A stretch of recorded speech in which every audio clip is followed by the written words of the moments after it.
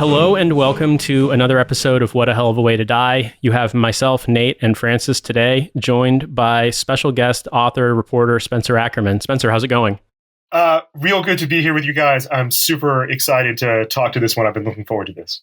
Yeah, same, man. So we have Spencer on today to discuss his new book, Reign of Terror.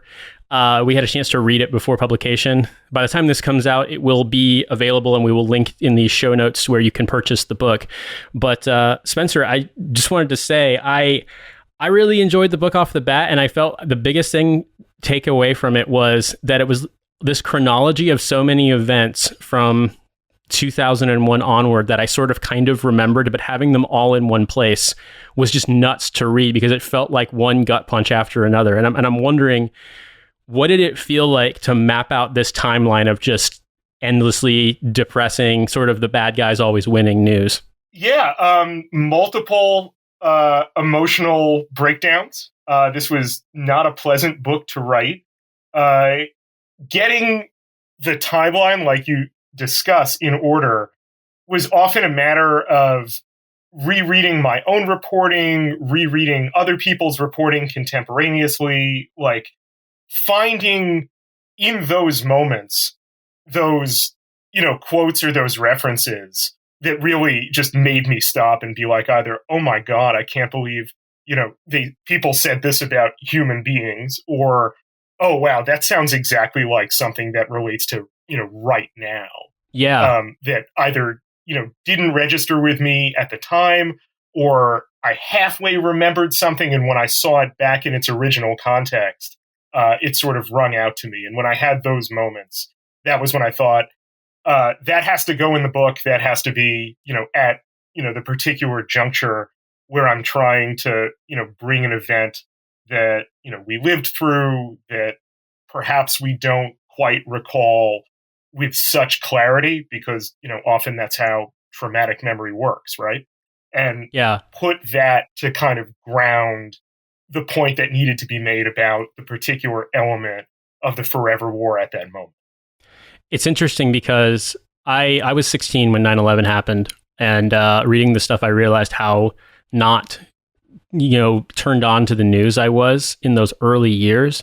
And I think that when you talk about the moment that kind of grounds you in the present, as well as referencing something that happened in the early part of the war, towards the end of the book, you talk about undocumented migrant detention facilities and using effectively in El Adoras the same sort of cold weather, cold temperature torture that was used by the CIA on detainees in Afghanistan in 2002 that led to the death of a detainee.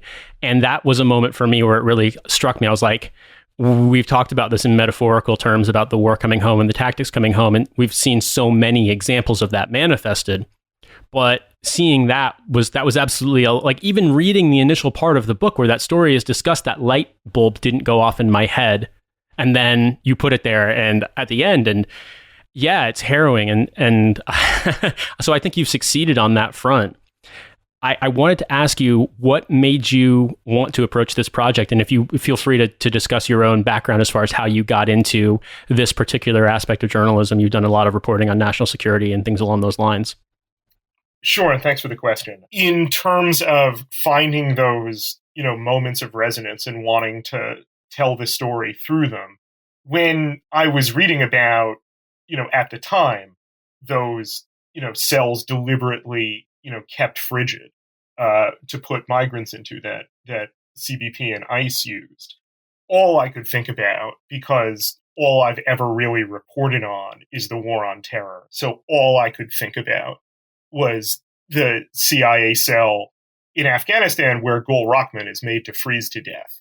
And I knew in order to get to that moment in CBP custody and ICE custody, I needed, when I introduced the CIA torture program, to put that aspect of it front and center. And throughout the book, kind of keep reminding people, remember when they kept these cells at such temperatures, both there and at Guantanamo Bay and elsewhere, so frigid, as part of a regimen of torture.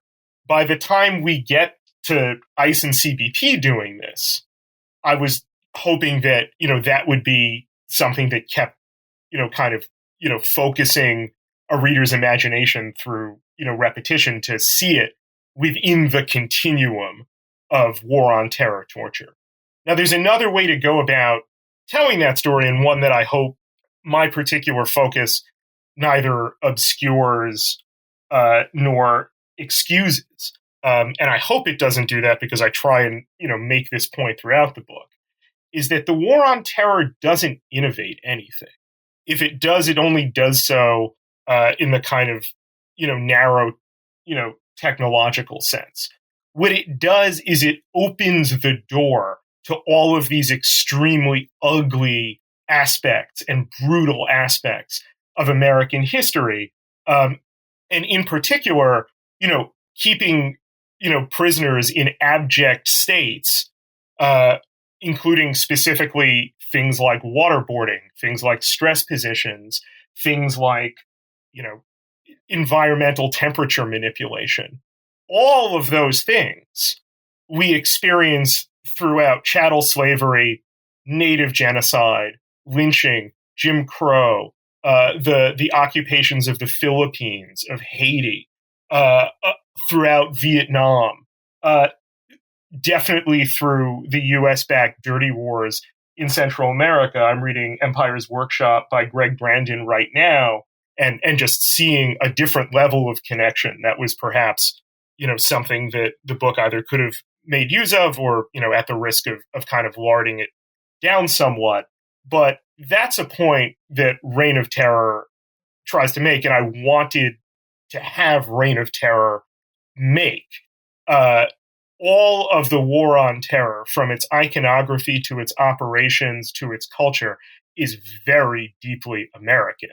Forever wars don't happen because of like giant divergences from American history, which is, by the way, exactly what in the days after 9/11, everyone with power on 9/11 portrayed 9/11 as a juncture, an inflection point in history to obscure this essential continuity. That was a point I knew Reign of Terror, if it was going to be valuable, had to make. I'll be honest with you. I've obviously read a lot of NatSec reporting over the years, and I hope that more people are coming to the conclusion that you're coming to. But and maybe I'm just saying that because it aligns greatly with my own views. But there was, to my eyes, this very sort of sanguine kind of it's got to be done because it's got to be done attitude in the way a lot of this stuff was covered.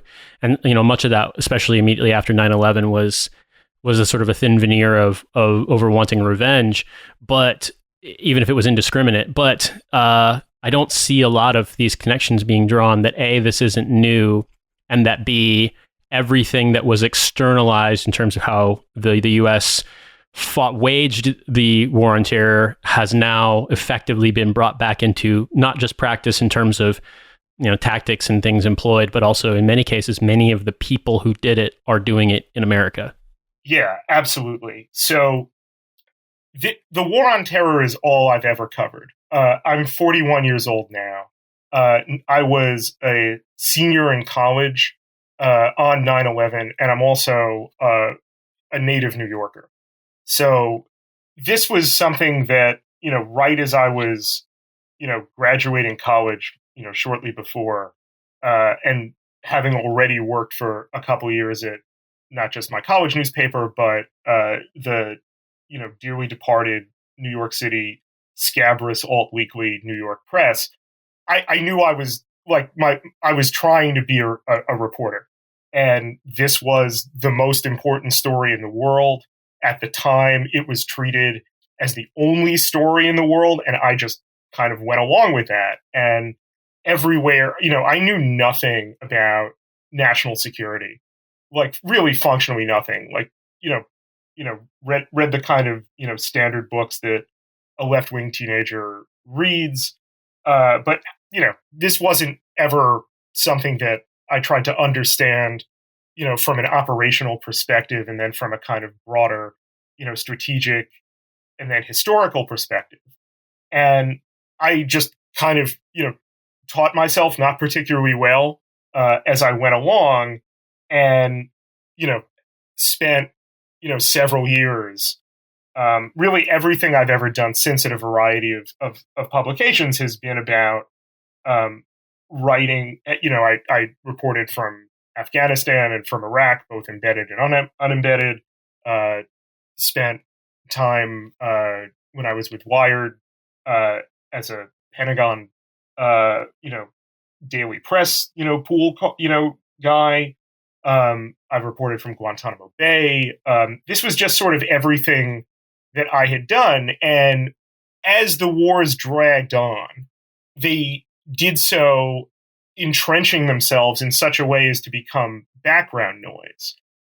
One of the objections that I anticipate getting for the book is from, a line of critique that would go, but so few people actually participate in the war on terror. How then could it, influence people's, behaviors politically? And the answer I offer to that in the book is that it is precisely because most Americans experience the war on terror as a media event, something they can turn on and off as it suits their interests, something they can layer a whole lot of narrative upon, and then express frustration with, the writers of this particular season because it's not turning out in a satisfying way, that helps open the aperture of dehumanization in order to seek a brutal finality rather than a reckoning with what these forces, once unleashed, license. And they license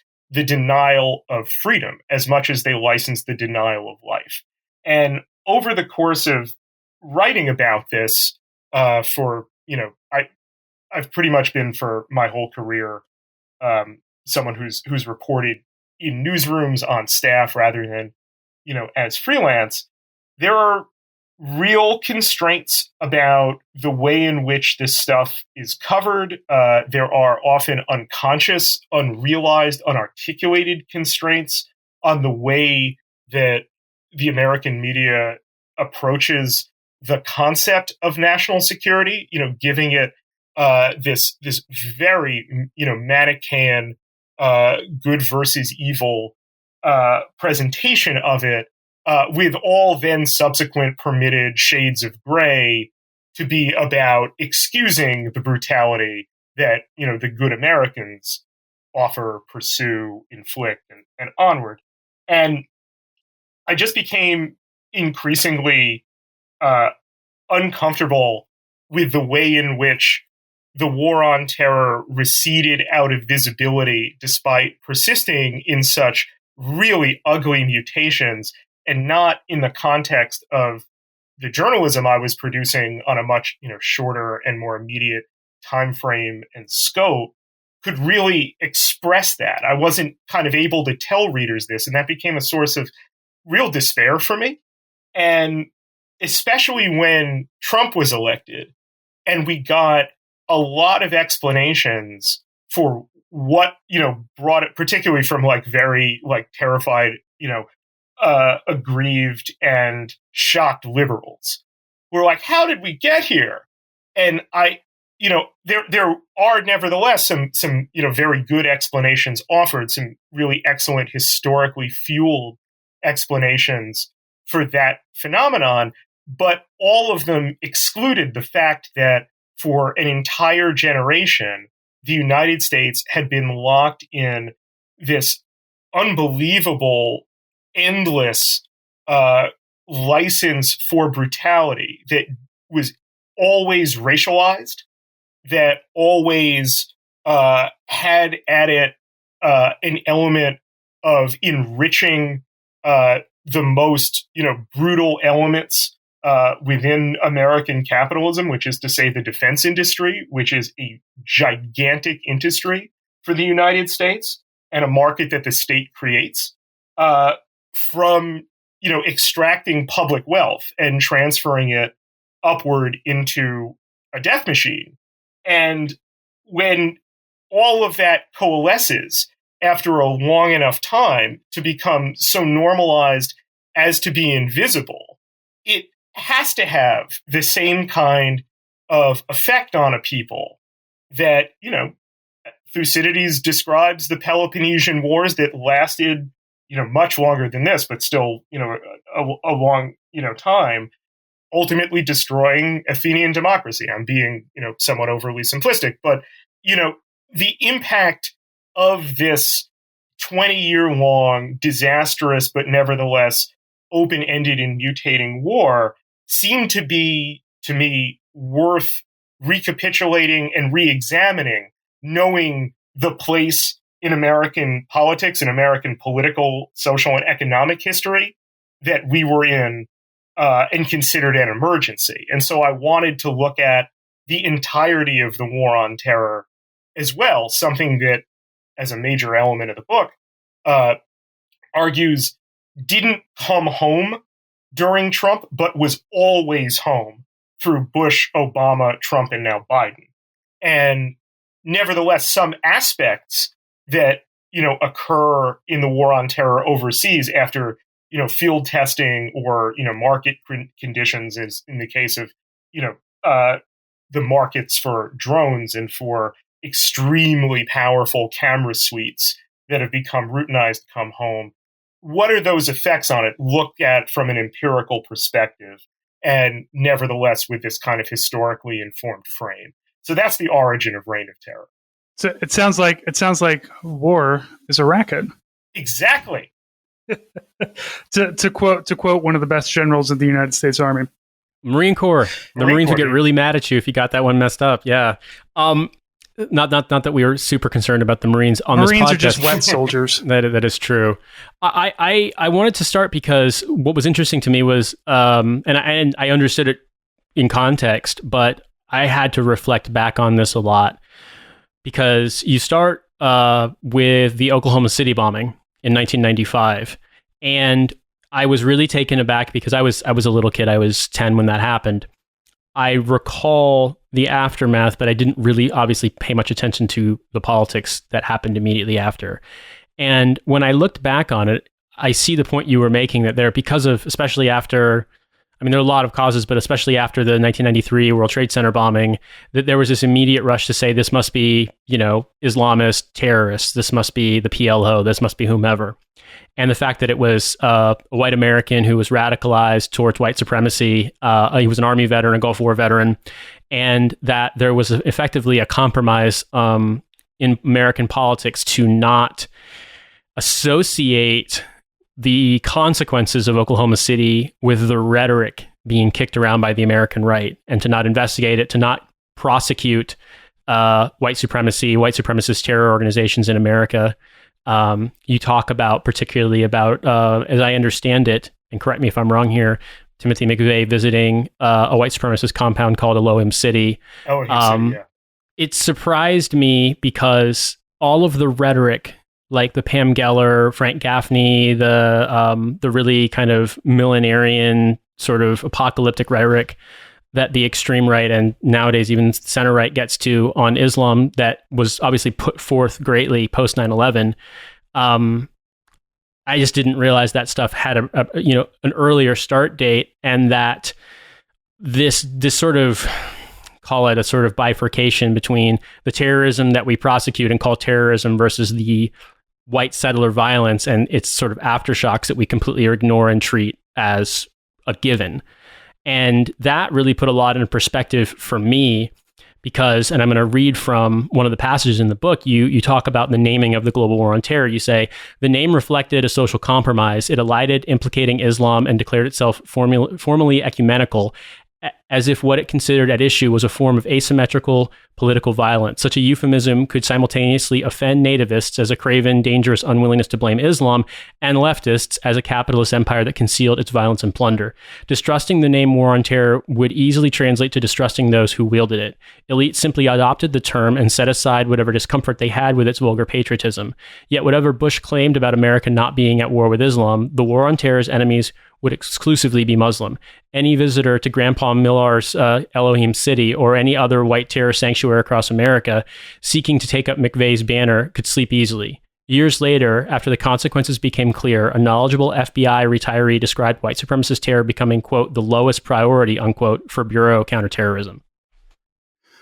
Which is just absolutely wild to me. And as Nate said, there's a lot of the history behind this that didn't really hit me in the face until I started going through your book, and really like a lot of national security books. I recently read The Men Who Stare at Goats, and despite whatever the movie is, I've never watched the movie, but the book is like absolutely horrifying in multiple ways, because it is, these insidious torture devices that we have, like, repeatedly playing Sesame Street or Barney at people. And then the reporting that happens, wherein that comes back to the United States and it's joked about, it's laughed about, like, haha, isn't it fun?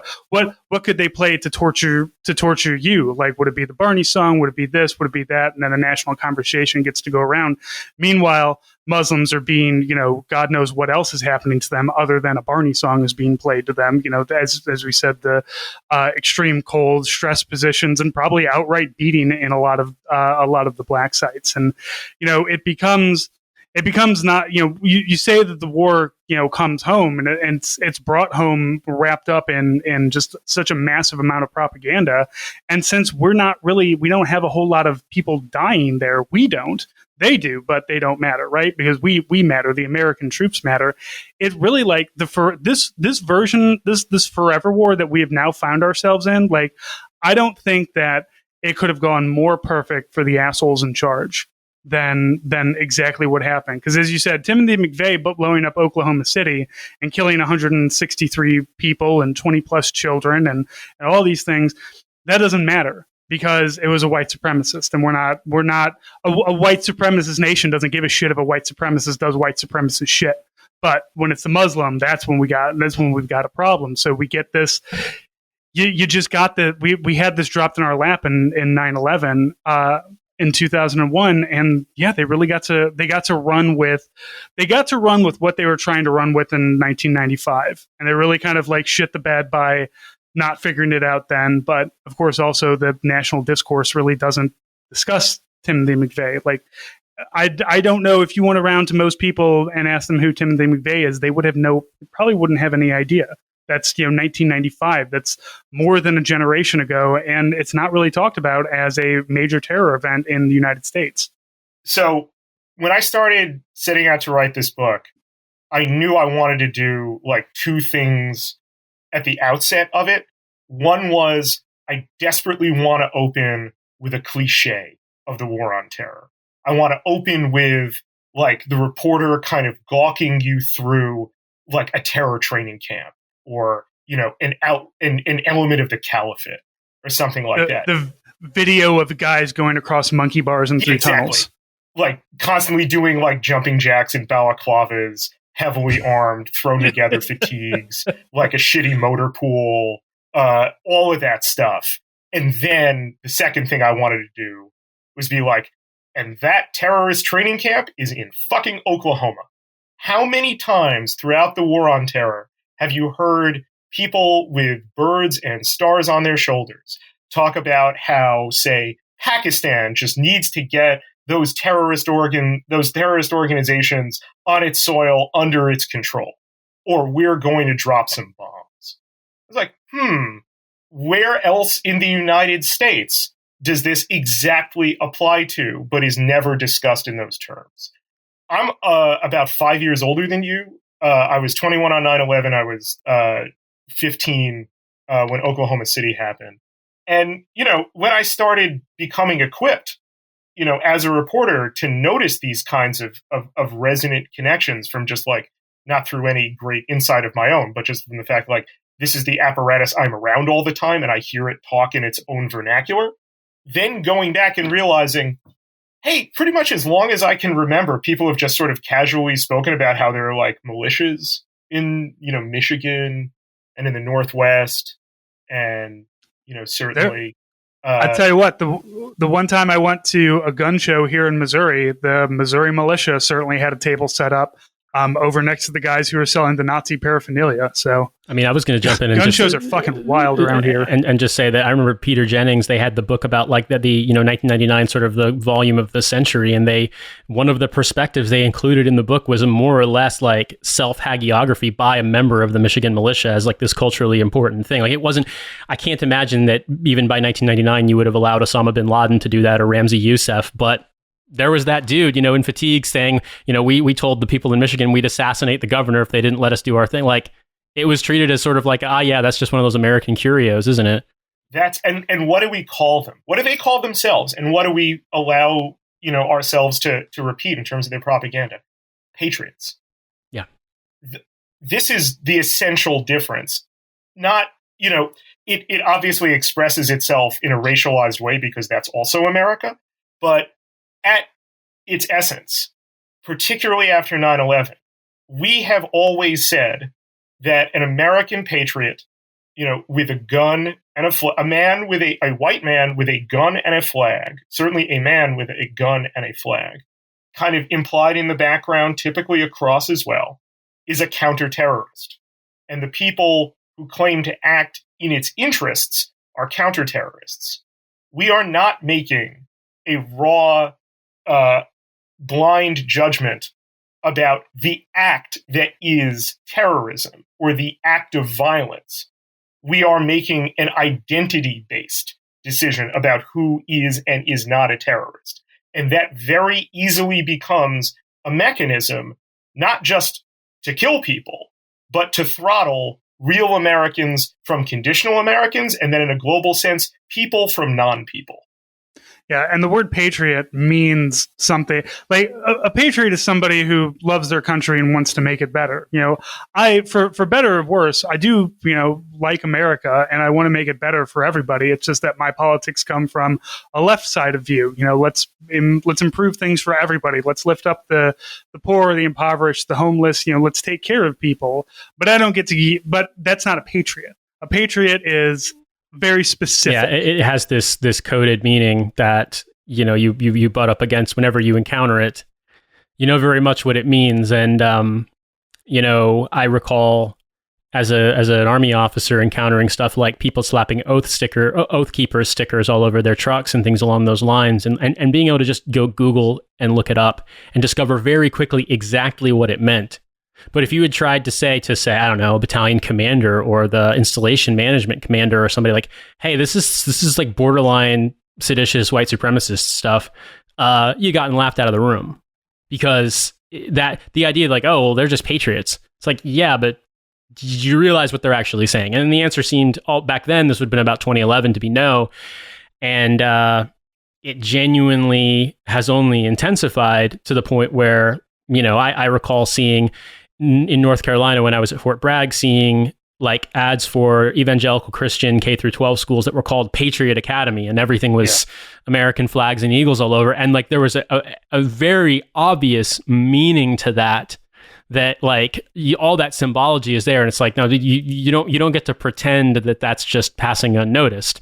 But it does seem to me that that I don't know, the Trump era, in my opinion, and you talk about this in the book. You look at, you're talking about the massive judicial overreaches and military overreaches as a result of 9/11, the cultural phenomenon of stuff like birtherism or the Ground Zero Mosque and things along these lines, these sort of forces in American politics and culture pitting this idea that we're in this apocalyptic war with Islam, up through the figures, who were involved either in black site rendition and torture or the birther movement becoming big, senior appointees under Trump.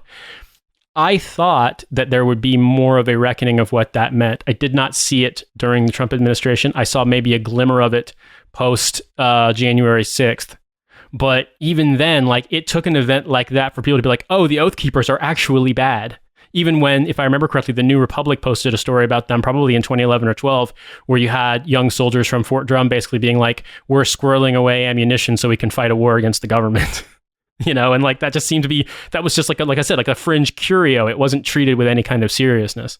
No, it wasn't treated as part of a broader project that deserves, a ton of scrutiny and to be treated as a public, menace, danger, and promise of violence on American streets. So to quickly talk about, your point about patriotism, you outlined an ethic of solidarity that is entirely absent from the way we not only typically discuss patriotism, but also from the people who call themselves in this, far right context, patriots. What they are talking about in terms of patriotism is allegiance to certain propositions that they believe define what America is as a kind of border against what America is not and must never become. And that's really, I think, an essential difference in the way we discuss patriotism and the way we ought to discuss patriotism. If you hate Americans, there is no conceivable way that you are patriotic. You are only patriotic in essentially a nationalist sense and a nationalist distortion of this. You will never, in fact, love a place if you either hate the people who live there or seek to sort out who does and does not get to live there. If you want to call what I am talking about something other than patriotism and you want to call it solidarity, then I think, A, fine with me. B, you're going to have to ultimately reckon with the implications of that exclusion. Second, when it comes to particularly, the Army being willing to see the implications of what is in front of its face from certain allegiances in its recruiting pool, right? Remember that McVeigh literally wore in his barracks a T-shirt that said white power on it. Yeah.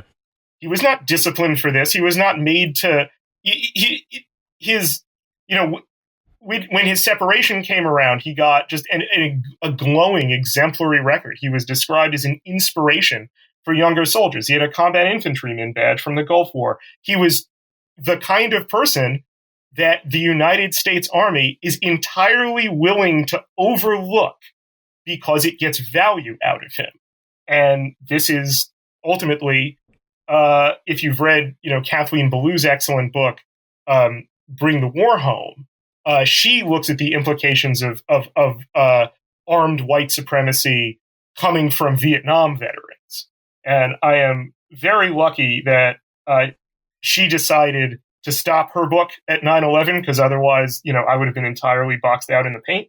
But when you talk about how we get to the point where, under Trump, a torturer becomes CIA director, where the drone strikes intensify even beyond what, at the worst, most intensive, most torrid period of drone strikes of Barack Obama's presidency, the first 2 years of his term. Trump exceeds that. In particular, we fight an intensification of a war in Somalia that I would contend is entirely invisible, despite being old enough to be bat mitzvahed. Yeah. And that's an obscenity. That I can't really think of. I'm getting a little bit worked up, but I can't really think of another way to describe that the United States' wars are so entirely inertial and so past the point of being able for anyone to expect some, to use a dehumanizing term that I apologize for, a return on investment. That's ultimately what gets you Trump saying, well, we should just take the oil. Because from a nationalist perspective, you would be saying, what in the world else have we gotten out of this? And we've put so much into it. And that becomes its own tributary, its own engine of brutality.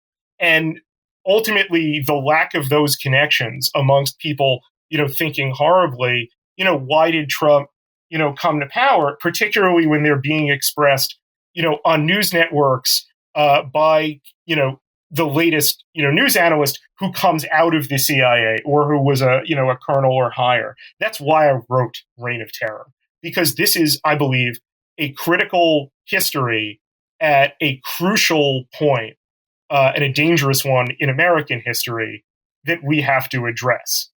I recall working with a guy who had been in was colloquially referred to as Delta Force or a combat application group. He was an NCO when I did a temporary duty assignment in Honduras, and he had mentioned spending a lot of time deployed to Ethiopia in 2006, 7, 8 as a Delta Force guy because they were opping in Somalia and they were doing it under the cover of training the Ethiopian military. Similarly, I believe in the early 2010s, the U.S. had basically said that they were withdrawing their military mission to Mali. And then a bunch of Green Berets drowned while having a night on the town in, I think it's in the Niger River, but in Bamako, and thus blowing the cover that actually there were plenty of them still in there.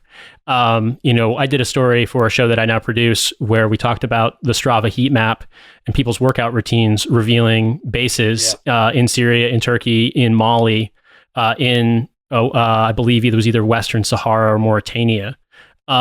Things like that, where this stuff continues unabated and it doesn't get addressed, like you said. It's been going on, and I think particularly, this hasn't happened as much with American troops there, although you have seen some. But people like you talk about the Navy SEAL getting killed in Yemen, during the beginning of Trump's administration, but also the French military losing a bunch of its commandos I believe, in Somalia,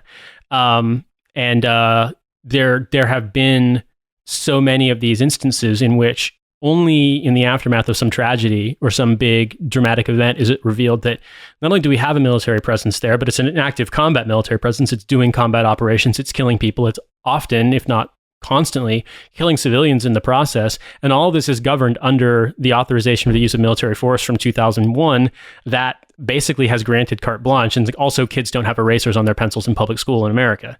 And it's like, where do you connect trying to reconcile those?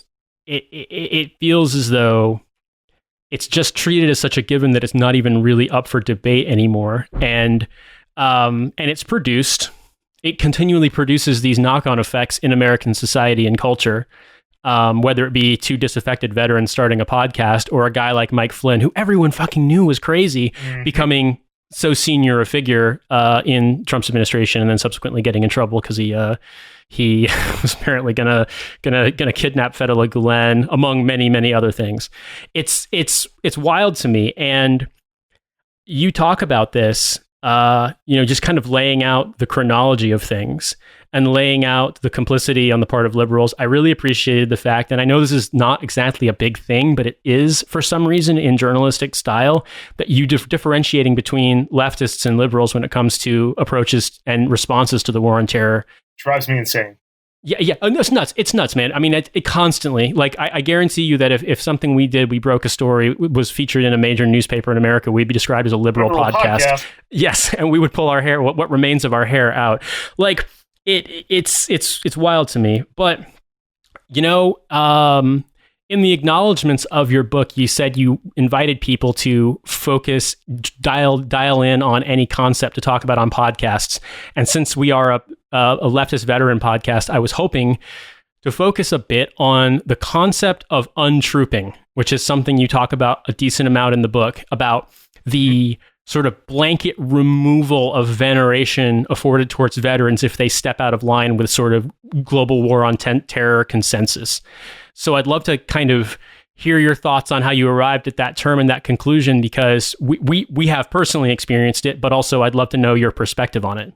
Sure. Thanks very much for asking. And I knew that if I came on your podcast, you guys would, in particular, zoom in on that. So I'm really happy to have the opportunity to talk about that. So in general, I'll talk about the concept, and then I'll talk about like ways in which I sort of observed this happening and how that led me to take it into the book. So the concept is pretty simple. After 9/11, the security state, which is to say the apparatus of American hard power, military, intelligence, law enforcement power, receives this, something bordering on, an apotheosis, just extreme public veneration, without having not just any reckoning with what that will do to a culture, to kind of embrace culturally, if not literally, a Praetorian class, but also without this was usually done by people the further away they ever had any interaction with people in the military, in law enforcement, in intelligence circles. So observing this and observing the way this happened, you got a kind of early glimpse of it in a visible way when John Kerry runs for president. And like, here's John Kerry, who's, running for president in 2004 on a platform that he doesn't believe. He doesn't believe that like the Iraq war is worth fighting, but cynically and disastrously, he votes for it anyway. And now he has to keep up this fiction while of like faith in the mission, while simultaneously making an absurd, but hopefully, to his perspective, effective critique from a public that is still only a few years after 9/11, that the problem with the Iraq war is that it's been botched in its execution. And Kerry, for this very mild critique, also has to experience it through the prism of like boomers in 2004, like using the war on terror to refight the Vietnam War and its own like serious and lasting domestic, political, and cultural fault lines that come out of it. And the result of this was this campaign of complete propaganda that questioned whether Kerry like faked his wounds as a Navy lieutenant in Vietnam, and accordingly, should not have gotten either his Purple Hearts or I believe he also has a Bronze Star, if I'm not mistaken. Which is ridiculous now because everybody's got a Bronze Star. Yeah, like the whole thing is like, yeah, it's the whole thing is, I can only say, pathological. The fact that there is a GWAT medal, I just find that incredible, and there is. Yeah. Anyway, so Kerry gets this propaganda campaign aimed at him that is entirely designed around saying that he is not really, deserving of the general public respect that we give to people in uniform or to veterans. That's it. It's not any more subtle than that. And it works amongst a large segment of the population. It works. What it also does amongst like the liberals that take great umbrage to this is it rededicates them in a kind of weird way to upholding the valor and the righteousness of that public respect. This is, in my mind, the real origins of thank you for your service culture. Like, this happens because of a complete lack of familiarity with people who actually go into the military and so forth. And with that unfamiliarity, it's easy to retreat. It's easy to not think about it, first of all, but it's especially easy to retreat into this kind of, lazy way that, we just saw the working class, treated more broadly during the pandemic, where like you bang a couple pots and you thank people for, working in hospitals while jerry-rigging their own PPE. And then like you don't, pay people to stay home. You don't pay, people who are doing what you are yourself calling essential tasks to stay alive. It's an extension kind of that. But to speak to, the point about it, I eventually came to think about it, in a kind of like, too online way, as being untrooped, that you're sort of no longer a troop. And a troop at this moment in history, is the thing that is beyond question, not in a particular action sense. That's very frequently questioned throughout the war on terror, but in the sense of extending this public respect that amongst the more, liberal versions of why this ought to be the case is viewed as a deliberate overcorrection to this kind of, often exaggerated cultural memory of troops returning from Vietnam to be spat upon. And as I started sort of looking at it through that perspective, it became like really conspicuous who gets untrooped, not just from the perspective of like people who those people grieve, which is easy, but also amongst people who end up kind of reinforcing the critique or who don't see it at all. And I talk about the torture of Chelsea Manning, the first white person tortured in the war on terror, because whatever else you want to say about what she did, she reached a point of a crisis of conscience that she felt she needed to expose the war on terror as it looked in a tactical sense, and then how it looked from a diplomatic sense, what undergirds the geopolitics of what creates the tactical situation. And for this, she is tortured. I looked at this about how, Edward Snowden, who, unlike most people of his generation, after 9/11, he washes out of the army, but he tries to join it. He wants to fight the war on terror. This is what prompts him ultimately to start doing intelligence work. And by that, I mean surveillance work. And then the more and more he experiences that, I recommend reading his memoir, Permanent Record. To the frustration of writers like me, it's very well written.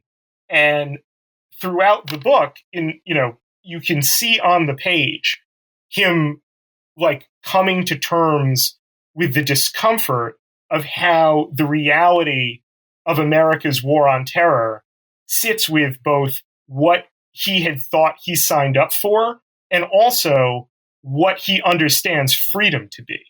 And this is, of course, a war waged on the prospects of expanding freedom, enduring freedom, as Afghanistan used to be bureaucratically called in the military. And when tracing that, you can also see, through the absence of a focus, during the time that, in particular, Snowden leaked NSA material and GCHQ material, and was discussed as, a public threat. It was not afforded to him like it was not afforded to Chelsea Manning before, that this emerged from people who waged this war, who saw it up close, and who said, you need to reckon with this, with what it really is, not the way it portrays itself and the way the media portrays it. And then throughout the Trump years, you start to see the way from kind of a different perspective. Someone like Flynn is simultaneously from the right, from the MAGA movement, apotheosized as a martyr of the rapaciousness of the deep state, leaving aside how absurd it is to use that term in opposition to a man who ran a fucking intelligence agency. Yeah. And also, from the liberals' perspective, when you start having people like Mike Morrell really lay into Flynn, John Brennan, Jim Clapper as well, other people from the national security state lay into Flynn as a kind of rogue deviation from it. They're doing a subtler form of untrooping, but nevertheless, that's what's happening. And so I thought that concept, particularly given how the war on terror represents this violent, aggrieved patriotism and the sort of like airy, hysterical and kind of telling on itself over veneration of the people who populate the national security state, that this was a really rich concept to explore and really kind of reckon with. I found it really interesting because one of the chief complaints that I would always see as sort of an attempt to parry any statement that Manning's disclosures were important was, well, Chelsea Manning, she should have followed the correct procedures and protocols for reporting it.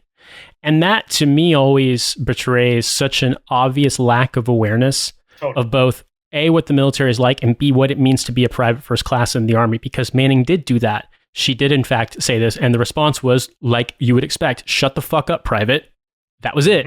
Because there was no proper channel. There was no chain of command that she could go to, because the stuff that she shared, the stuff that she disclosed, things like the collateral murder video. Francis, I don't know if this has been your experience, and Spencer, I don't know if this was your experience ever in the times that you reported on the military, say, on, installations and stuff, but it was pretty common practice when I was in. I commissioned in 2007. I got out in 2014. Whenever there would be some kind of training or any kind of like convocation thing where they make us sit through training, in order to like hype people up and be like, all right, let's get in the mood, or at least like take, have some fun or et cetera before we go to the training, they would show Apache dash cam footage of people getting killed.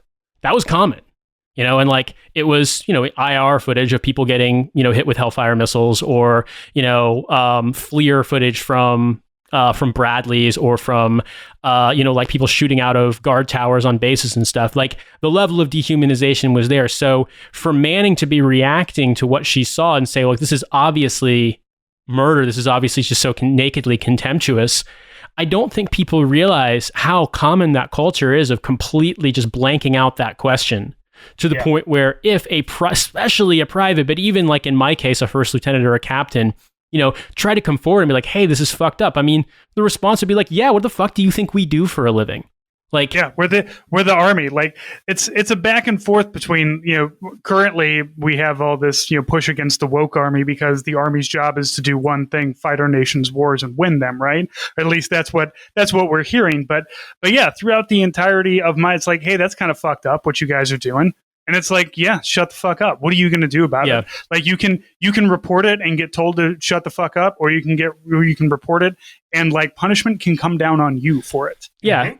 And one thing I would say, and then I'd kick it back to you, Spencer, is, I'm one of the things that struck me recalling this, because I believe I was either just gotten back from Afghanistan or still in Afghanistan when Manning was arrested, was that there's this this wall of silence, or this wall of, I mean, you might even go so far as to call it complicity, is so entrenched in the bigger sort of establishment of the military and the Defense Department and the defense industry and defense reporting and stuff, that when Manning went forward with her disclosures, she was effectively, as I understand the story, and I may be wrong here, ignored or rebuffed by big name journalist outlets.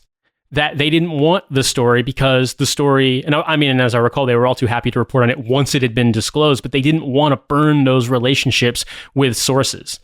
And seeing that happen, and then seeing it happen again with Snowden, it sort of made me realize that, like, maybe you had it's just so weird. There was this notion amongst the more like culture war, right wing soldiers that I'd encounter, and primarily NCOs and some officers that I'd encounter, who'd be like, oh, fuck, you don't want to do that. I'll be all over the New York Times. And it's like, no, it won't. No, it absolutely won't. I mean, like, quite frankly, and not to denigrate people that I know who do good work at the New York Times, those relationships with, the establishment, if you will, were important enough that someone like Manning wouldn't be able to bring that stuff forward. And my impression is, I mean, you talk about it a little in the book, I can't even begin to describe the level of vitriol directed at Manning. In Snowden's case, I think Snowden was so effectively untrooped that he effectively became just a flat out civilian, someone who had never, even if he had washed out, had never been in the military, but also a traitor, of course. And Manning was treated as a traitor, of course. And that level, I mean, I've got a friend who's a big fan of the show. He's still in the Army, shares my politics in a lot of ways. But when he first, back in the olden days before he kind of got radicalized in his own right, he was at a Bright Eyes concert or something, and the Connor Oberst basically said free Chelsea Manning. He used Chelsea Manning's dead name. Yeah, but my friend got so mad he fucking stormed out of the concert because it was sort of like violating a sort of sacred tenet that, like, no, this person betrayed the team, and that. So you describing as sort of untrooping, yeah, I get the online reference, but I do feel like that's a concept that I've seen in practice. Yeah, I just couldn't think of another name for it, so I went for it. We appreciate it. You see, I was gonna say, you see untrooping now. Like, if I was still in, I would be untrooped because I'm not a patriot. I'm not the troop that they. Right? Yeah. Spencer Rapone, literally, West Point. Yeah, even when Spencer already had a background in combat and already is a quote war hero, as one would want to, like, if anybody's looking for what a war hero would look like in the concept of a conservative mindset, Spencer Rapone is that, until he went to West Point, and a picture a year after it's taken, comes out, and all of a sudden he is untrooped. And that is essentially me and Nate and you as well. We don't rate anymore as veterans or as troops, like, because we're not following specific line of thinking about these things. Specifically Chelsea Manning or Spencer Rapone or or ourselves. We become, well, it's just a goalpost movie, and like respect the troops, but not those troops because those troops don't agree with me. And it's like, but I'm still a troop. All of us are veterans. We've been there. We've been shot at. We've probably, some of us have shot back. It's these are experiences that we have, and to have those just like, because the experiences didn't get you to where I am, therefore you're no longer, you don't rate for me anymore. And that's just like, it's infuriating, really. And throwing one in really quick before I throw it back to you, Spencer. Another one that really always gets me is, one of the things you'll get lobbied at you is your stolen valor, or you don't have combat experience, even if you do. And then it's like, but then you have a figure like Mike Pompeo, who, as I understand it, claimed to be a Gulf War veteran, but was not a Gulf War veteran. And then that very silently went away. You realize, like, okay, it's not anything new to point out the hypocrisy, but seeing that, how there is that iron wall of troop respecting, and then exceptions get granted if you deviate 1 degree left of center or left of right, I suppose.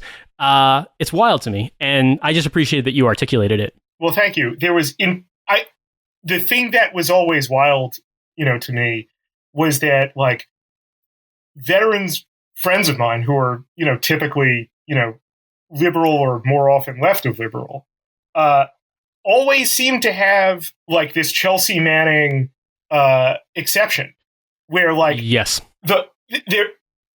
let's just be really blunt for a moment. What people were doing when Chelsea Manning was in prison was rooting for her torture. Yes.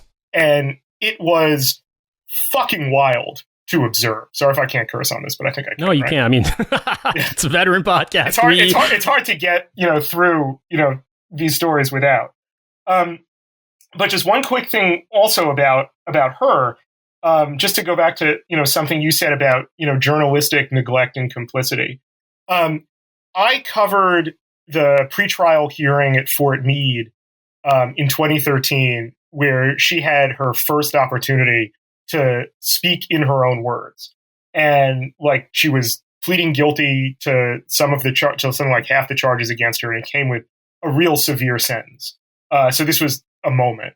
And everyone was also, I remember, amongst other reporters and, people speculating online, everyone was just wondering, like, who is going to show up? Because we've never heard from this person directly.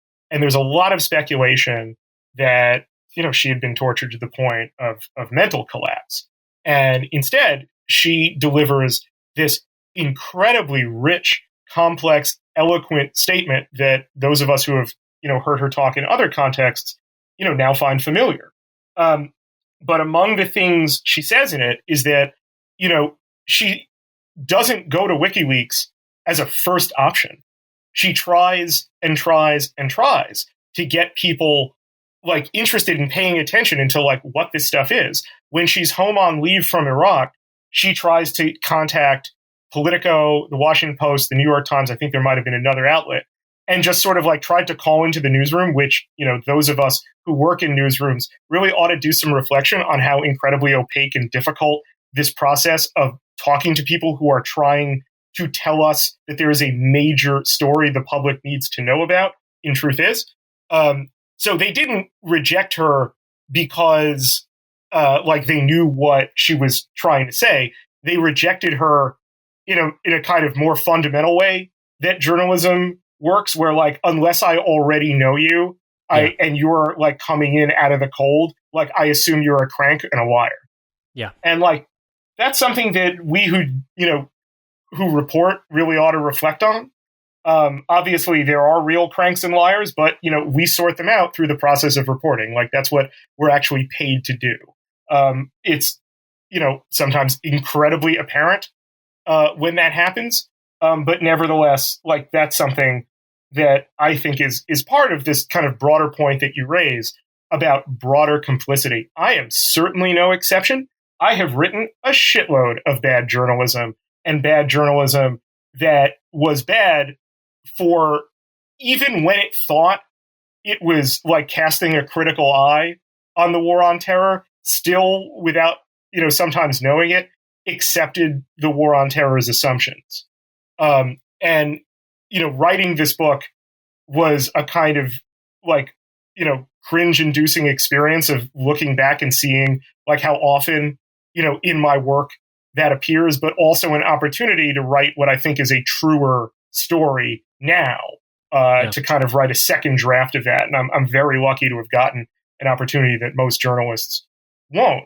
But that complicity, how journalists enable the war on terror, I found was like very quickly its own book. And I thought I needed, for both accountability, responsibility, and a deeper, true story to kind of dip in and out at moments where you really do have the consent manufacturer working. And I hope, in a book that's about extremely broad elite complicity, it doesn't come across that I exclude myself from that. Well, I mean, I also, you knew this, I imagine, because you worked at the Daily Beast, but I mean, I obviously have proximity to the story of Bo Bergdahl in a huge way. Mm-hmm. And I look back on that and I'm like, if I had known, that was my first ever byline, if I had known how much that would be under the microscope and how much culture war waging that would lead to, how much ammunition that would grant some of the craziest people to breathe air, I would have been a lot more circumspect in the way that I wrote that piece, because I was trying to be subtle, and it's not, the people involved, that it's not looking for subtlety. They're looking for a stick to beat people with. And seeing that play out and seeing, the Bergdahl thing get turned into this, which started out as a right-wing sort of cudgel saying we've left this prisoner of war behind, to a thing of like, here's this grand betrayal of Al-Qaeda's secret guy or whatever the hell they came up with. Talk about an untrooping. Oh my God. Yeah. And it was weird because, I wrote that piece in 2014 and I just basically said like, yeah, this guy deserted, but I mean, he deserves to come home and he deserves to, face up to what he did. But, you don't just leave a dude. And I certainly don't like luxuriate in the idea that he's going to be tortured to death or executed. Like, that's completely insane. And yeah, that really got me in a lot of hot water with veterans, believe it or not. Not because I said anything, but because my conclusion wasn't, fuck this guy, let him rot. And seeing that, I don't know, like, and seeing the way in which, fuck, that stuff's worked its way even into like the, into the plot of Homeland, like seeing that stuff happen and how it resonates. I came away from it with sort of this really profound disgust. Like, I don't really think people really want to know what it was like or what went on or what the ramifications are. And they certainly aren't going to afford you any respect even if you're a veteran, if you aren't sticking to a certain line. And yeah, I appreciated having it articulated, because I definitely watched this play out and now 7 years on from it, and 11 years on from the Manning disclosures, I see this maybe a little bit more with a little bit more distance. And I 100% agree with you that even people who would notionally be liberal or left wing, there's always this sort of like, yeah, but fuck Manning. Manning didn't follow procedures. This isn't right. And it's part of this larger picture of if you dissent from what's the sort of narrative that's been put forth, then nothing about you or your background or your perspective matters. And I mean, and me even, man, I remember the Kerry stuff happening in 2004 when I was a college student. And then years later, in a retrospective on it, I saw people sharing photos from the 2004 Republican National Convention in New York City where attendees were jokingly wearing Band-Aids they had drawn purple hearts onto to make fun of Kerry, saying that he got a purple heart for bullshit wounds. And like, at that point, and then combat veteran, I was just like, just felt like the pit fell out of my stomach. I was like, man, this is such a fucking disgusting country. And like, maybe that's an exaggerated reaction, but yeah, seeing it all put together though in a book like this, and I'm saying this also to sell this to our listeners, you should read this book. It really did bring it home that like, these aren't isolated incidents. These are sort of manifestations of the same symptom, applied to different situations.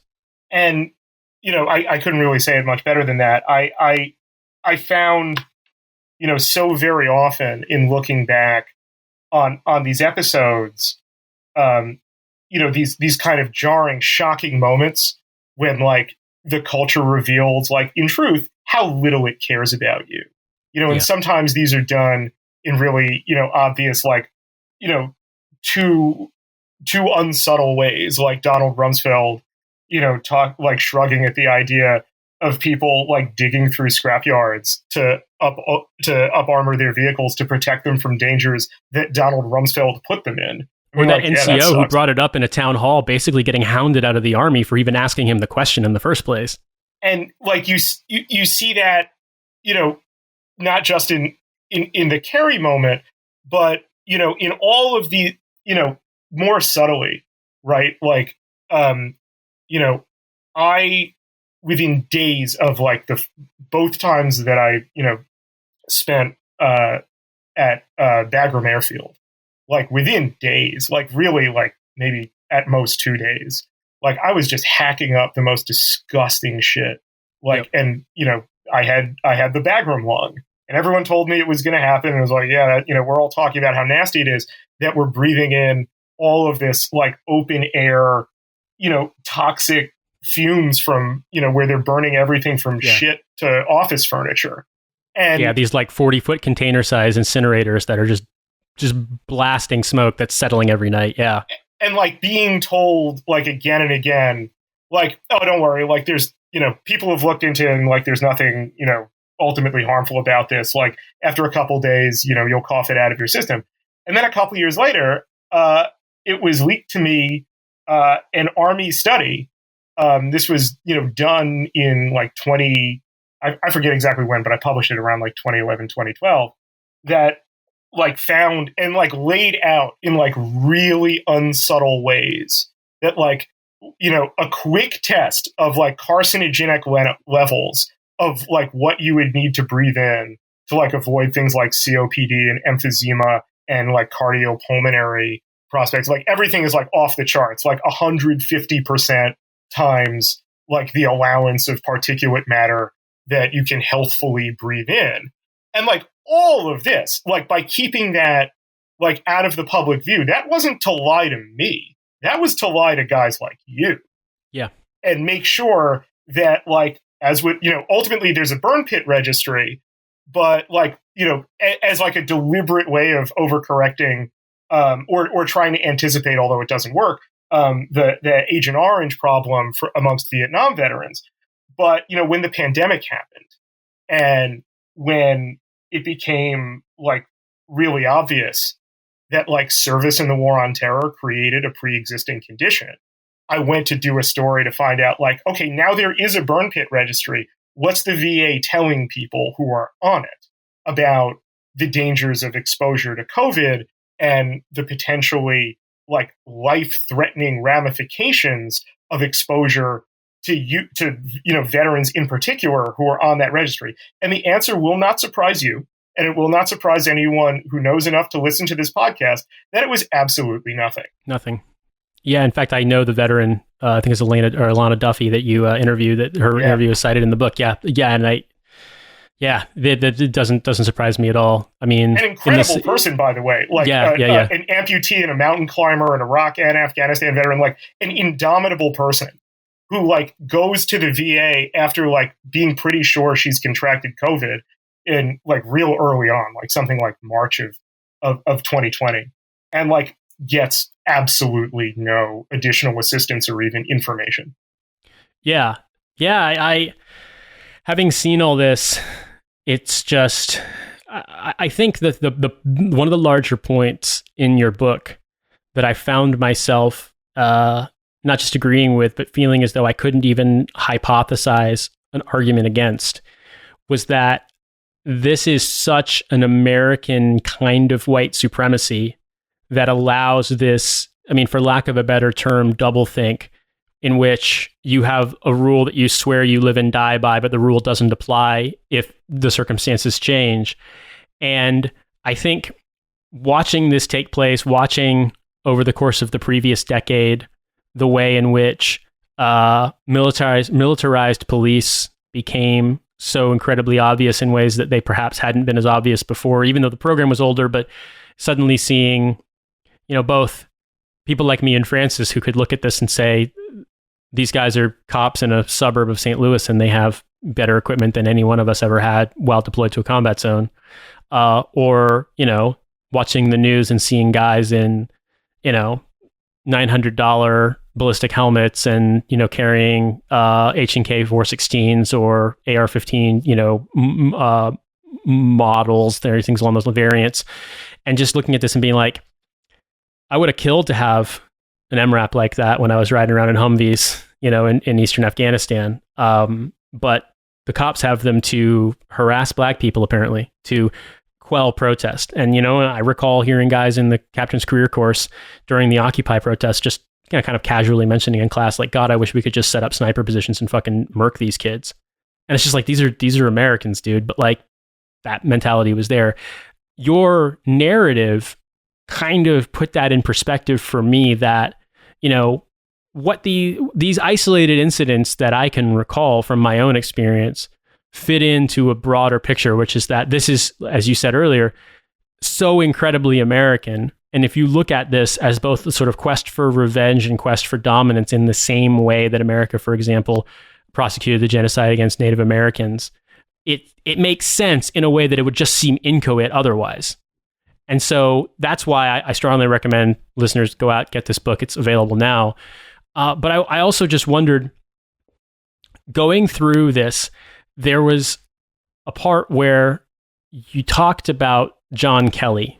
And I wanted to kind of end the discussion with a little bit of that, because to me, I feel as though of all the characters that you bring forth in the book, and there's so many of them, John Kelly represents that Praetorian mindset so much more blatantly, I think, than just about anyone else we hear from. And, his sort of, I want to say you said it was in 2013, basically giving a speech saying that, Americans may not want to stomach this, but will be at war for years, if not decades. Kelly under Trump basically trying to shame reporters into silence and not taking questions from them unless they knew someone who'd been killed in combat.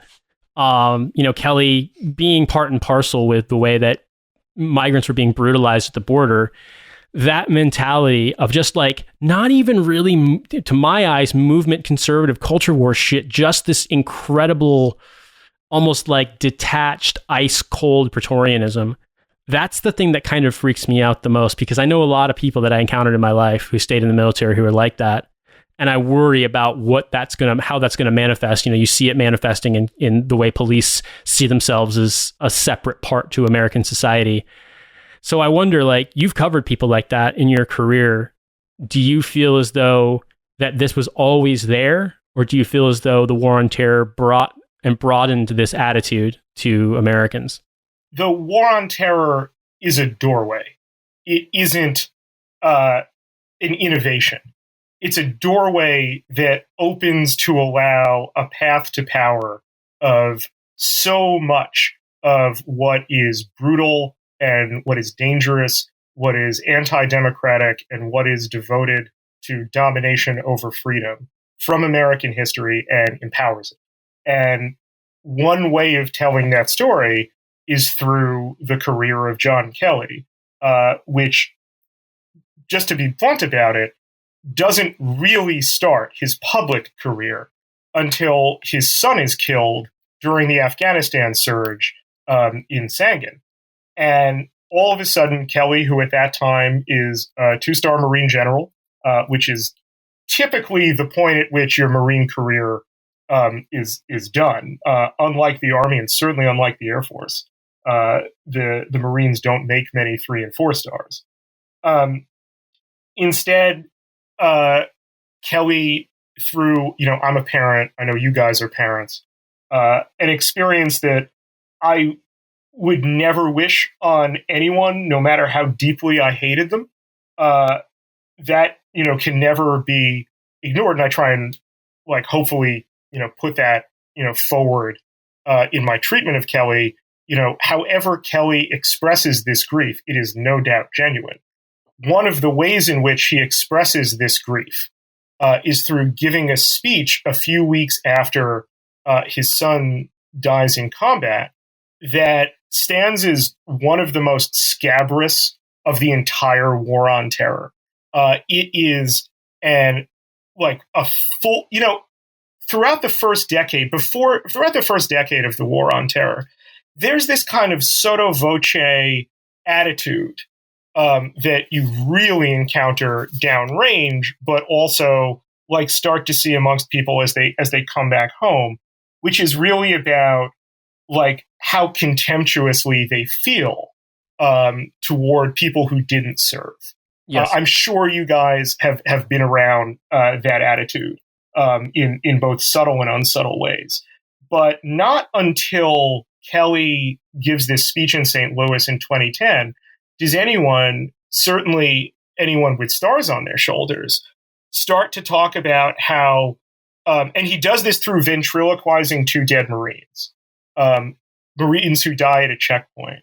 He starts talking about how they die knowing that most America doesn't care about them at all, that most Americans are preoccupied with the softer pursuits of life, and they'll never understand this bond that they shared. And one of the ways that this ignorance curdles into contempt is in, and this is what Kelly says, contempt for the mission.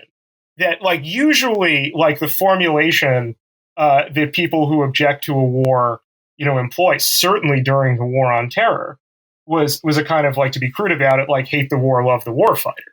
Kelly really does, a number on that and says that unless you support the war, you really do not support the people fighting the war. And those are people who are fighting to keep you safe. And I just remembered, thinking about, like, well, now this is, out there front and center. Like, what are going to be the implications of this? Who ends up, going along with that message? Who ends up challenging it? And, what my dumb ass should have realized after nearly 10 years of doing this professionally already is that the media isn't going to talk about any of that. Like, instead, It's going to pretend like it never happened. Like, Kelly was never saying any of that stuff.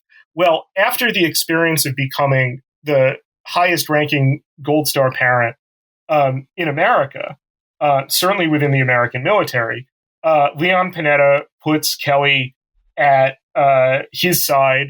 I'm sorry, Gates does that. Bob Gates, Panetta's predecessor, makes Kelly his military assistant. That gets him his third star.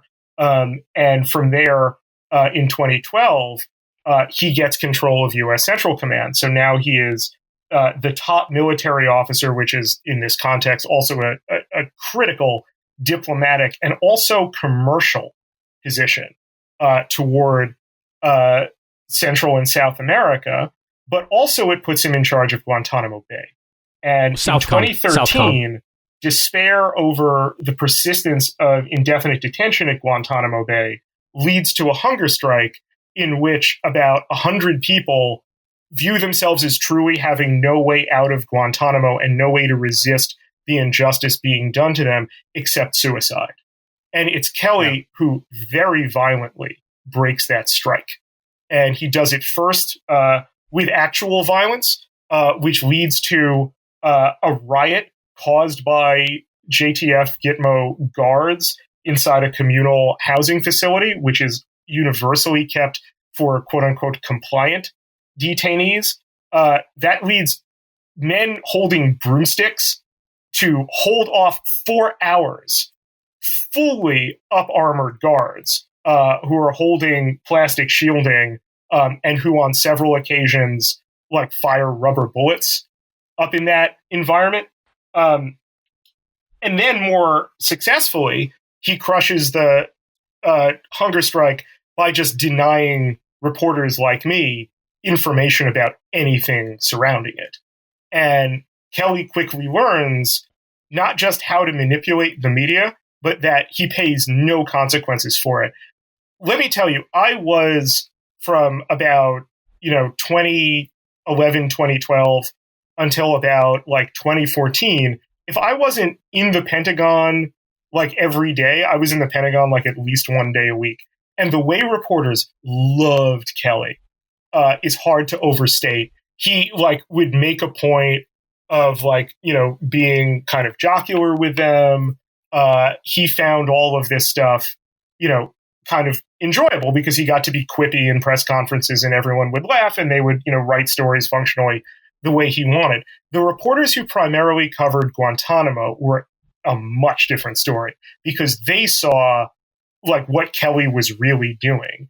And then it was very easy to see how Kelly would apply what he had learned in uniform to his civilian service for Donald Trump. And one early indication of that came in 2015 when he's invited to testify and starts talking in his Southcom role about like the dangers of like narco traffickers bringing weapons of mass destruction, Ebola-laden West African migrants, and terrorists, as he puts it, wittingly or unwittingly, up through the southern border from Mexico into the United States. Now, it's also important to remember, as like just was entirely forgotten at the time, that like Kelly is talking as if he has any kind of military responsibility for Mexico, which he absolutely does not. That's Northcom, that's not Southcom. Yeah. So like he is so far out from beyond the boundaries of his position while he is expressing like all of this culture war contempt. And when he discusses the war on terror at this point in his career, he does it out of a kind of exhaustion, not with the war, but with people's exhaustion with the war. He starts talking about how we simply have no choice but to fight this barbaric Islamic enemy forever. And he's contemptuous of those who say, no, we don't. And what are you talking about? He views that as untrooping people.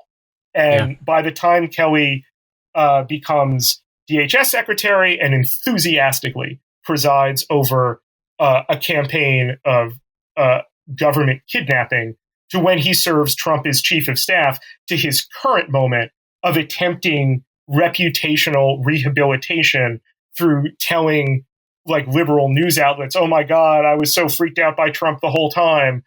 I would suggest, when viewed at the long arc of John Kelly's career, that it will work. Yeah. It's sort of like a grim personification, isn't it? And that's well, I guess that's that and more is contained in this book. So, you know, if that interests, buy the book. If that interests you, buy the book. But Spencer, thank you so much for making time for this. This has been a really great conversation, and I really enjoyed the book and getting the chance to drill down on some of this stuff in more detail with you. It is nice. I'm going to say that I've noticed since the real drawdown from Afghanistan, now that Afghanistan is quote over, at least in a mass operations kind of way, it feels appropriate to like, okay, now we can talk about the history of this. We can talk about the last 20 years, because it's always been like I've always hated war on terror movies and stuff. It's like, this war is still happening, right? Like, whatever you're talking about in this movie from 2006 or 2008 is not useful or informative in 2014 or 2015. So it is nice now to say, okay, let's start looking at the trajectory that gets us here. And this book really does that very well. Well, thank you guys both very much for having me. I love your podcast. I was very happy to be invited onto it. And it's also, we're recording this like a couple weeks, I guess, before the book comes out. So I'm like in this like period of kind of high anxiety about like, how's it going to go? Like, how are people going to receive it? And to hear you guys in particular talk about that it resonated with you and that you recognized your experiences to some degree in it means that I did my job. Well, I hope our fans feel the same way and give it a chance. And I can't recommend it enough. And I look forward to hopefully seeing a similar reaction as more and more people get a chance to read it. So thank you again. And to all of our listeners, we will talk to you next week. Take care.